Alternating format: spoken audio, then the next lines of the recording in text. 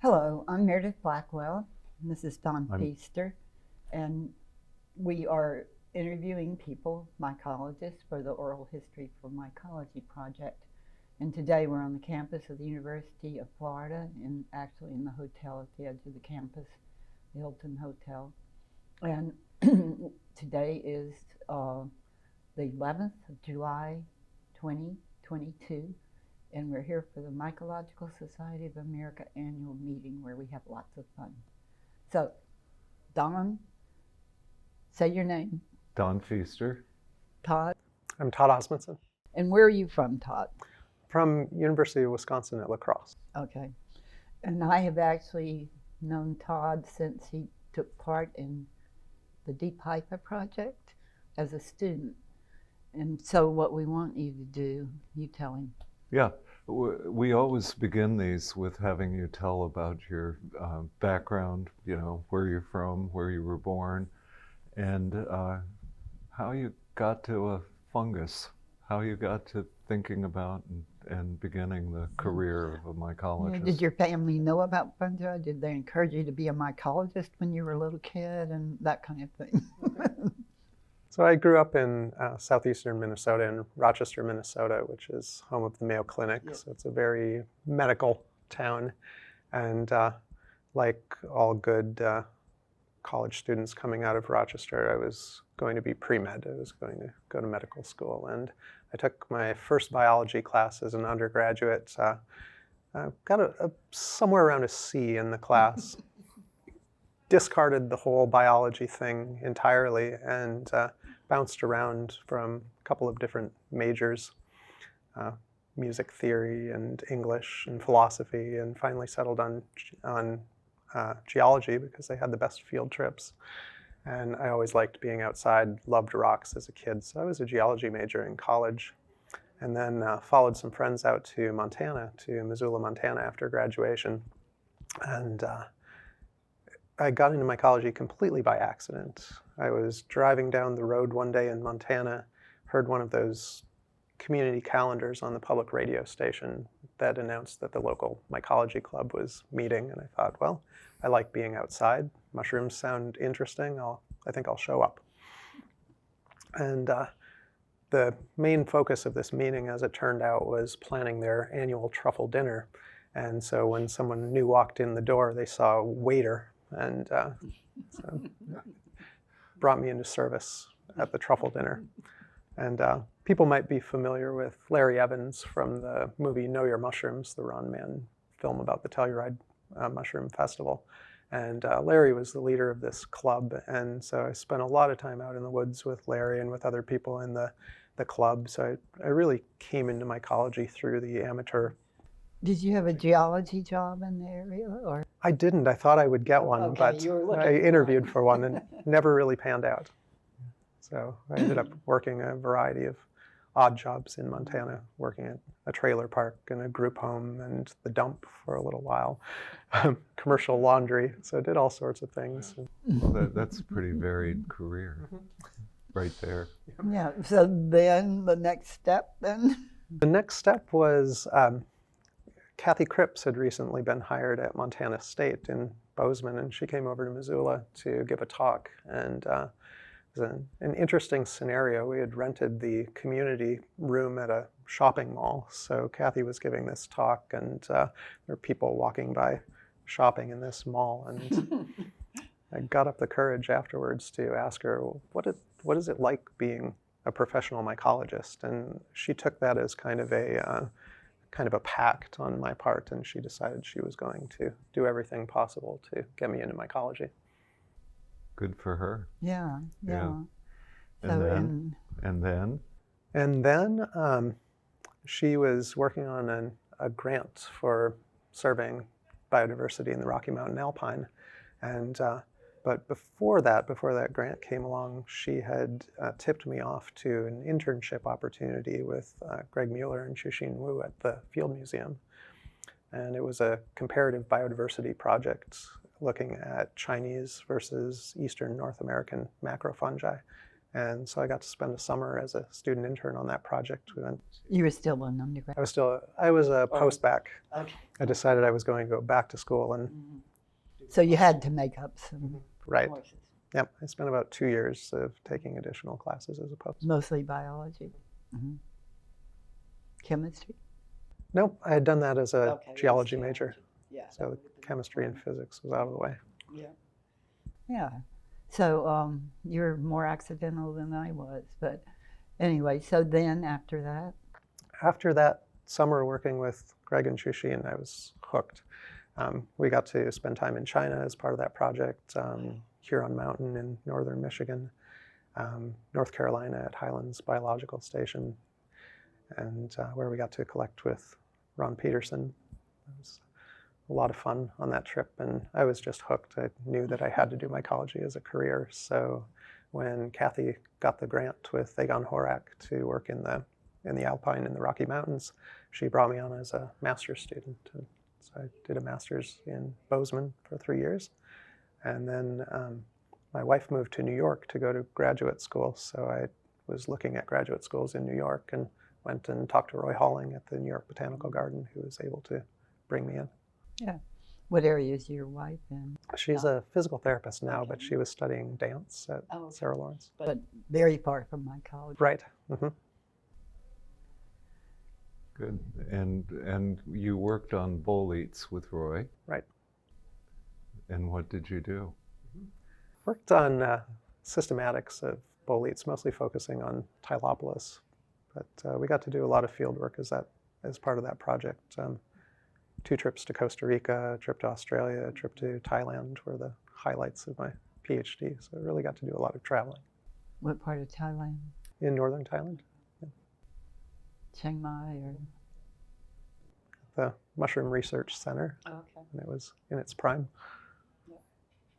Yeah. During the time that Todd was doing his PhD, he also came to the Farlow. He was one of the Farlow Fellows, Friends of the Farlow Fellows, looking at types and other materials, right? A lot of Singer stuff that you were looking at. Yeah, I did get to come up there. I never actually applied for the Friends of the Farlow Fellowship. I just came up on. Oh, you did it on your own. Okay, I thought you were Friends of the Farlow. No. Okay. And then, next step. Let's see. Next step, I was just about to graduate and looking for opportunities, and Sarah Bergman gave me a call. She had just finished a postdoc in Berkeley in Matteo Garbalatto's lab and was onto a faculty position. And they were looking for a postdoc to work on this project. It was part of the Moorea Biocode project, which is this big biodiversity survey on the island of Moorea in French Polynesia, close to Tahiti. And so over the next 2 years, I spent about 5 months collecting every fungus and every fungal substrate we could get our hands on this island. And how many? We collected about, if we count all the leaf samples and wood samples and soil samples, root core samples, and macrofungi, it came out to about over 4,000 samples. Okay. Yeah, and you don't have any idea how the species works out, numbers of species? Not really. Using DNA, we think we probably have about 200 species of macrofungi. Mm-hmm. Okay. Pretty good for a little island. Yeah. And then well, let me ask you before you go on. When did you come to? You came to Baton Rouge, I think, for the Deep Hypha meeting, right. The first one. Yeah. When was that? At what stage? That was when I was a master's student. Okay. 2001, 2002, somewhere. Yeah, because that National Science Foundation project, it was actually Jim Rodman who suggested we do it. And said, write it up. And then they had a special program. Before that, it didn't have a name. It worked out because a lot of students came. And I remember some of the students gave talks and postdocs gave talks. So it wasn't just all the PIs, I guess. It was a really exciting time to be starting out in mycology because mycology was moving toward kind of from the margins into sort of the first big science project in mycology. We actually had characters. which had been a problem before, I think. I always thought so. I once had an idea that all my slimo species that were hard to key out, that we just would have a species complex, and Dr. Ellis didn't like it very much, but maybe I was right. We needed to just lump these things till we could tell them apart. Then, You got sometime along here. You got to La Crosse. Right. So I spent 5 years in Berkeley as a postdoc there, and along the way, we had one daughter when I was just before I finished my PhD, and then a second one while we were in Berkeley. So I was, in addition to doing research, I needed to pay the rent as well. So I was doing a bit of teaching at San Francisco State University in the pre-health professions post-baccalaureate program there. And so I was getting all of this teaching experience, and another happenstance run-in, I was at a NAMA foray in California and ran into Tom Volk, and it mentioned that I saw a genetics posting there. And he asked if I was going to apply, and I didn't really think of myself as a geneticist, even though I use genetics a lot. And so I said, I don't think so. He said, well, you should apply. And it turned out that in the job posting, the classes that they were looking for someone to teach were exactly the same classes I was teaching at San Francisco State. So it worked out well. I applied and was hired there. And that was in 2013, so I've been there since then. yeah, gosh, time flies. Seems Yeah, like just sure the does. other day you were doing your master's, if that's when you came to Baton Rouge. Anyway, yeah. So what are you doing? Do you get to do much research? I do. It's a 60% teaching, 30% research, 10% service job. So 10% I what? do get to 10% service. Oh, okay. So I do get to do research. We have a master's program. We don't have a doctoral program, but currently have 3 master's students in the lab and 2 who just graduated in January. So keep pretty busy on research. Yeah. So Yeah, what kind of projects are they doing, your master's students? I try to give them a lot of flexibility to pursue areas that are interesting to them. So the recent graduates, one was working on endophytic fungi in whitebark pine in high altitude Montana habitats. And another one is working on using RNA-seq to understand gene patterning in development of Flammulina velutipes, enoki mushrooms. And some biodiversity surveys. We've had students that are working on Wisconsin fungi. Have a student who was working on fire morels in the western United States. Another student who's working on invasive golden oyster mushrooms in the upper Midwest and East Coast. I didn't know about those. Where are they introduced from? Probably multiple places from what the data appear. They first started, people started seeing them in Iowa were the first reports, but pretty quickly they were seen all the way from Iowa to the East Coast. How'd they get to Iowa? Any ideas? It looks like probably commercial cultivation. They're related to the commercial. And I don't know which mushroom this is. It's a Pleurotus citronopiliatus. Okay. Yep. And does it do anything? Does it compete with the native ones? We suspect it does because it will just take over a log. You'll see one cluster of it one year, and the next year it will cover the log that it was on. So I think it must be a pretty good competitor. But this is one of the ones that comes as a mushroom kit, right? Right. Yeah. Oh, no wonder So that then. you throw can it out. imagine that these get shipped around the Yeah. world or around the U.S. and So the mother's cleaning up the kids' room and dumps it out. I'm not sure if there are any instructions on how you're supposed to get rid of them once they've So who's fruited. marketing them? A lot of places. And people are cultivating them outdoors on Oh, logs outdoors also. too. Yeah. Yeah, I've always been interested in this kind of thing about the introduced species and all, but you know, I was shocked to find out that they were still importing frogs from Africa into Florida, a few years ago when I phoned him. I was going to teach about chytrids that morning in class, and so luckily we were an hour earlier, and I was able to get some of these people that sell frogs, and some of them are homegrown, introduced ones, but they grow them. But others were shipped in from Africa every week.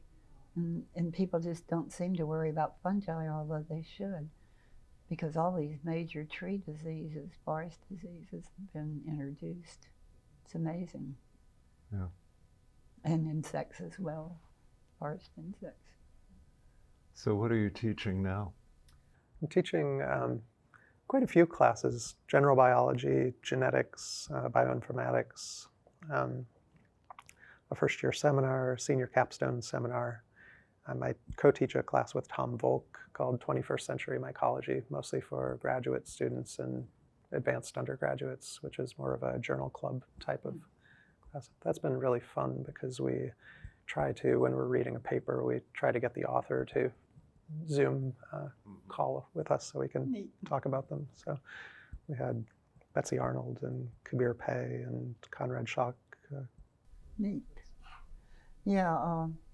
Yeah, Tom's always been known in the society as a really great teacher.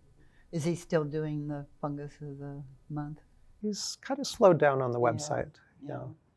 Yeah, it must have been a horrible job just keeping it up, and a big teaching load probably. Yep, not a horrible job, but a time-consuming job. Yeah. Yeah.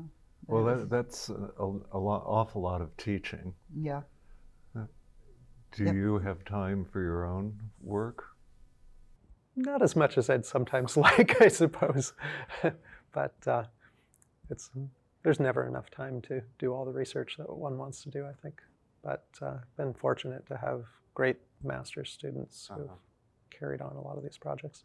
Yeah, wherever you are, you're going to have your time consumed by something or other. That's right. Yeah. It's also been a good motivation to collaborate a lot. So a lot of the projects that I've worked on since I started there have been collaborative ones. We often ask, did your family know what you were doing? I mean, appreciate what you were doing in terms of taking up fungi? Not early on. So we were a typical Midwest family eating mushrooms. When we did have mushrooms, they were mostly out of a can. I hated mushrooms growing up. That was my experience of eating them, and it wasn't until I was about 18 that I was eating over at a friend's house. They served fresh mushrooms. I thought, well, these actually aren't that bad. But it never really spurred an interest in the organisms. And at one point when I was after I'd started studying mushrooms, my dad started doing a bit of morel hunting. So it's catching. Yeah, exactly. I think they got it eventually. At first it was a little strange. And you are supporting yourself, so that helps. Right, that helps. Yep. But they never tried to push me in a particular direction. They've always been encouraging of whatever I've been interested in doing. In Louisiana, at least, we had trouble finding jobs for geologists at times. It kind of was up and down, and most of it was petroleum geology. So there have been times when that was down, which is kind of amazing now to think of. But anyway, so we're glad you came over to Mycology. So much.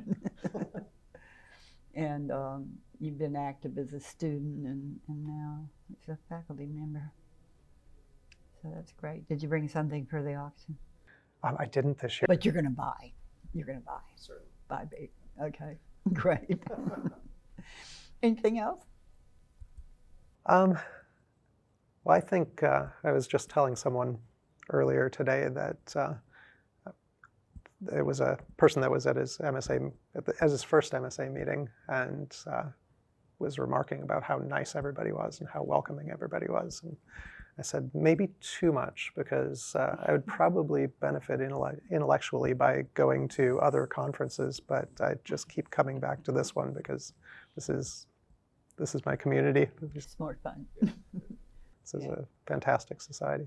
Yeah, I enjoyed it since I was a student. Donna and I first met in an elevator at Amherst, Massachusetts, at a meeting, one of the MSA meetings. My first one. 1972, I think. Yep. Yep. And I finished in 73, and in those days, I had no money, and it was very difficult. Well, I had no babysitter either, which is still a problem, I guess. But